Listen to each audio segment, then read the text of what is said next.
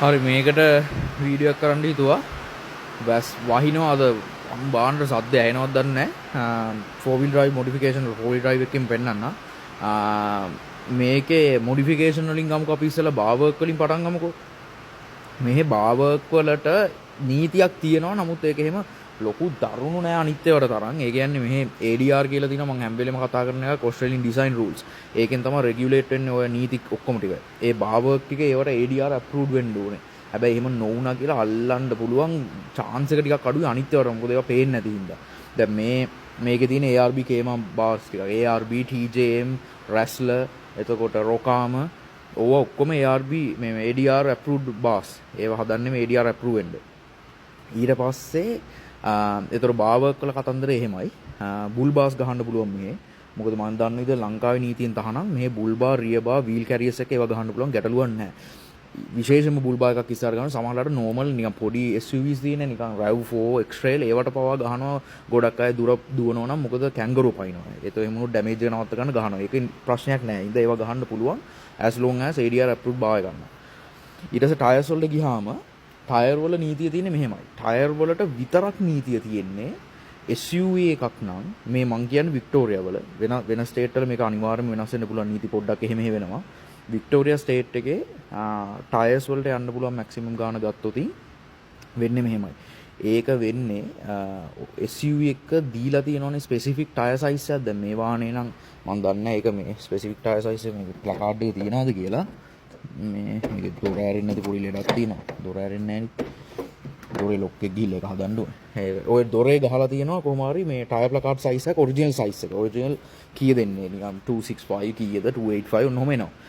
ඒකේ ඉඳන් මිලිමීටර් 50ක් ඇතුළත අඩු වැඩි වෙන්න පුළුවන්. අඩු ඉතින් කරන්නේ නැහැ. ගොඩක් අය වැඩි වෙන්න පුළුවන්. ඒතකොට normally ගත්තොත් SUV එකකට සාමාන්‍ය 33 inch tyres වෙනකන් යන්න පුළුවන්. දැන් මේක තියෙන්නේ 33 inch. මේ තියෙන 33 inch tyres එහෙම නැත්නම් ගොඩක් අය දානවා 285 ඒ කියන්නේ 32.8. ඒකට යන්න පුළුවන් ප්‍රශ්නයක් නැහැ. 33 ට උඩ යද්දි තමයි illegal වෙන්නේ tyres වලට. ඊට පස්සේ lift kit එක ගත්තොත් ඒකට තියෙන මෙහෙම කතන්දරයක්. total වාහනේ lift එක වික්ටෝරියා වල under 75 mm 70 හරි 75 mm වලට වඩා අඩු වෙන්න ඕනේ. ඒ කියන්නේ tyres වල වලින් වැඩි වෙන ප්‍රමාණය body lift එකෙන් වැඩි වෙන ප්‍රමාණය දෙකම එකතුව ගත්තා. එතකොට සාමාන්‍යයෙන් නම් මේ වගේ වාහනයකට 33 tyres උයි 2 inch lift kit එකක් ගහන්න පුළුවන් ප්‍රශ්නයක් වෙන්නේ නැහැ බොහෝ දුරට. මොකද ඔරිජිනල් තියෙන size එකෙන් 33 කියන්නේ පොඩ්ඩක් අඟලක් විතර එහාට මෙහාට යනවා. අඟල් එතකොට 70-75 mm range එක අඩුයි. එතකොට 2 inch lift kit එකේ 33 tyres උයි legal ප්‍රශ්නයක් වෙන්නේ නැහැ. 35 tyres එහෙම දැම්මොත් තමයි ප්‍රශ්නේ. 2 inch වඩා ගියොත් තමයි ඊළඟට ප්‍රශ්නේ වෙන්නේ. ඊට පස්සේ දැන් මේකේ තියෙන වගේ rooftop tent ප්‍රශ්නයක් නැහැ. ඒව legal. එතකොට UHF ගහන්න පුළුවන්.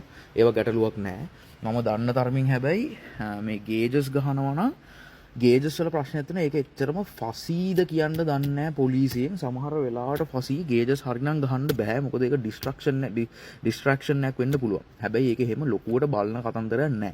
මොකද මේ gauges මේවට ගොඩක් වටිනවා. දැන් මේ වගේ පිළ පොඩ්ඩක් ඔය ගැහුවොත් ප්‍රශ්නයක් නැහැ. ඕක මෙහෙම ඕක අතන ඉස්සරහා ලොකුවට වයර් ඇදලා ගහලා තිබ්බොත් අන්ටයිඩි විදිහට ගහලා තිබ්බොත් තමයි ඒක ප්‍රශ්නයක් වෙන්නේ. එතකොට ඒකට කියන්න පුළුවන් නීතියෙන් මේ ඒක ඩිෆෙක්ට් කරන්න පුළුවන්. එහෙම නැතුව හරි ටයිඩි විදිහට ගහලා තියනවා නම් ලොකුවට කේස් එකක් වෙන්නේ නැහැ. ඊට පස්සේ ගත්තාම තව එකක් තියෙනවා. දැන් ගොඩක් වෙලාවට තියෙන දැන් මේ සීට්ස් මේකේ තියෙන ස්ටෑන්ඩඩ් පෙට්‍රල් සීට්ස් මේවට ගහනවා XR6 සීට්ස් එහෙම. මොකද ඒවා සැපයි. හැබැයි ඒකත් ඉලීගල්. එහෙම ප්‍රශ්නකුත් තියෙනවා. මොකද සීට්ස් එහෙම වෙනස් කරනවා. සීටින් කැපැසිටි හෝ සීට්ස් වෙනස් කරනවා නම් ඉන්ජිනියර්ස් රිපෝට් එකක් ඕනේ එහෙම කරන්න. ඒකට ගැලපෙනවා කියලා. දැන් මේකේ මේ වාහනේ 5 seats තියෙන්නේ. එතකොට දැන් මේක ඔරිජිනල් එන්නේ 7 seats. ඒතකොට මේක ඉන්ජිනියර් කරලා තියෙන 5 seats වලට අඩු කරන්න. ඒ වගේම තමයි 5 seats වාහනය 7 seats කරද්දිත් එහෙමම තමයි මේවා නම් ඉතින් 5 seats මෙහෙට ඇවිල්ලා නැහැ. ඉම්පෝර්ට් එක ඇරෙන්න. මොකද මේකේ පිටිපස්සේ ෆ්‍රිජ් setup එකක් ගහලා තියෙනවා. මේකේ seat 5යි තියෙන්නේ. ඒතකොට මේක ඉන්ජිනියර් කරලා තමයි රෙජිස්ටර් කරලා තියෙන්නේ seats 5ට. නැත්තම් ආය රෙජිස්ට්‍රේෂන් වලට යද්දි ප්‍රශ්නයක් එන්න පුළුවන් පිටිපස්ස සීට්ස් දෙක ඒ සීට් රෝ එක නැත්තම්. ඒතොර එහෙම නීතියකුත් තියෙනවා. ඊට පස්සේ ගත්තාම ලයිට්ස් වලට කොහොමත් ඉතින් නීති තියෙනවා. ලයිට්ස් වලට අර LED එහෙම කරන් ගහන්න පුළුවන්. ඒවත් LED වල තියෙනවා ADR approved LEDs. එහෙම නැතුව ගහන්න බෑ. එහෙම නැතුව ගැහුවොත් ප්‍රශ්නයක් වෙනවා. ඒවා ගහන්න පුළුවන්. ඊට පස්සේ බොනට් ගත්තාම බොනට් ස්කූප් වලක් තියෙනවා. බොනට් ස්කූප් මේ ඔරිජිනල් එන එක ප්‍රශ්නයක් නැහැ. හැබැයි කපල බොනට් ස්කූප් එකක් ගියොත් ඒක ආයෙත් ප්‍රශ්නයක් වෙනවා.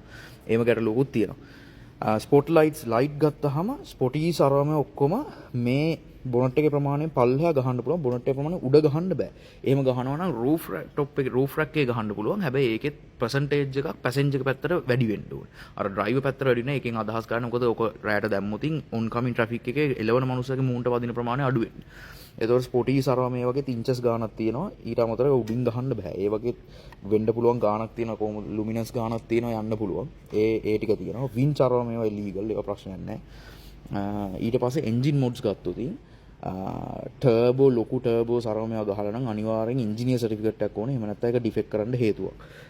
එහෙම නැතුව එන්ජින් මාරු කරලා තියෙනවා නම් ඒත් අනිවාර්යෙන් ඉන්ජිනියර් සර්ටිෆිකේට් එකක් ඕනේ. වෙනස් වෙලා නම් පෙට්‍රල් එකක් ඩීසල් කරලා වගේ ඔයගේ කතන්දර තියෙනවා. මොකද ඒගොල්ලොන්ගේ ලොජික් එක තියෙන්නේ ටර්බෝ ලොකු ටර්බෝ දාලා පවර් පුෂ් කරනවා නම් ඒකට කම්පන්සේට් කරන්න බ්‍රේක්ස් වෙනස් කරලා තියෙනවා. ඊට පස්සේ ඒක ටෙස්ට් කරලා ඒකට කම්පන්සේට් වෙන විදිහට බ්‍රේක්ස් අවුලක් නැහැ කියන එක තියෙන්න ඕනේ. එහෙම නැත්නම් ප්‍රශ්නයක්. ඒක ඉන්ජිනියර් කරලා තියෙන්න ඕනේ. නැත්නම් නැවතුවොත් ඕක බැලුවොත් ප්‍රශ්නයක් වෙන්න පුළුවන්. ඊළඟට ගොඩක් අය කරන දේ තමයි වාහනේ සොයබාලින් සයින් කරනවා. මොකද ෆ්ලෙක්ස් එක ගන්න. ඒකත් ඉලීගල්. සොයබාලින් සයින් කරන්න බෑ. සොයබාලින් සයින් කරොත් ඩිෆෙක්ට් එකක් ගන්න පුළුවන්. මේවා ස්නෝකල් ලීගල්. ඒවා ප්‍රශ්නයක් නෑ. ස්නෝකල් ගහන්න පුළුවන්. ඒ වගේ ගැටලුවක් නෑ. මේ UH එකකුත් ලොකු එකක් ගහන්නත් පුළුවන්. පොඩි එකක් ගහන්නත් පුළුවන්. ඒක ගැටලුවක් නෑ. ඔය ටික තමයි මේන්ලි තියෙන්නේ. ටයර්ස් වර්ගවල ගත්තොත් මඩ් ටෙරේන්ස් ප්‍රශ්නයක් නෑ. ඕල් ටෙරේන් මඩ් ටෙරේන්ස් ඕන එකක් දාන්න පුළුවන්. ඒකට එහෙම ලොකු ප්‍රශ්නයක් නෑ. මේ ඔය ටික තමයි තියෙන්නේ. ගොඩක් වෙලාවට ඔය ඩිෆෙක්ට් කරන්නේ මේ ඕස්ට්‍රේලියාව නම් ඇත්තටම වාහනේ ක්ලීන් නැති වුණාමත් ඒගොල්ලෝ බලනවා. ඒකට මඩ ගාගෙන ඒ විදිහටම දිගටම පදිද්දී ඩිෆෙක්ට් කරන්න තියෙන chance එකත් වැඩි. ඒ නවත්තන්න තියෙන chance එකත් වැඩි. ඒ අරින්ද ඒ ටික තමයි තියෙන්නේ. 4 wheel වලට මේන්ලි ඔය වගේ ටික තමයි මොඩිෆයි වෙන්නේ. ඉතින් ඒ ටිකට තියෙන නීති ටික ඔය ටික. දැන් මේ වාහනේත් එක මගේ ළඟ කලින් තිබ්බ එක 4 inch 35 දිව්වේ. ඩිෆෙක්ට් කාලම පාවෙලා තමයි මම දැන් මේක ටූරින් හින්දා මේක 33 2 inch විතරයි. මේක මම 35ක් දාන්න. දැන් ඔයාලට පේනවා මේ GU එකේ 33 දැම්මම ඇත්තටම කැතයි. මොකද GU එකේ මේ වීල් ආච් එක සෑහෙන ලොකුයි. මේකට 35 තමයි ලස්සන. කරන්න දෙයක් නැහැ. මේ මොකද නීතියත් එක්ක එහෙම කරන්න බෑ. ඊට පස්සේ වාතයි ඩිෆෙක්ට් කෑවම ඕක ගලව හදන්න ගියාම වෙනම කාලයක් යනවා. හරි ඔය ටික තමයි තියෙන්නේ මොඩිෆිකේෂන්. ඊළඟට එක්සෝස්ට් එක. එක්සෝස්ට් ගොඩක් අය 3 inch straight pipe කරනවා. එහෙම කරන්න බෑ. EGR delete DPF delete ඒවා highly illegal දේවල් මෙහි. ඒවා කරලා අහුනොත් ලොකු දඩයක් වදිනවා. එක්සෝස්ට් එකත් එහෙමයි. මෆ්ලර් අයින් වෙලා තිබ්බොතින් ඒත් ඒක ඩිෆෙක්ට් එකක් වෙන්න පුළුවන්. ඔය ටික තමයි ඉතින් මේන්ලි වාහනවල මොඩිෆිකේෂන්ස් වල restrictions.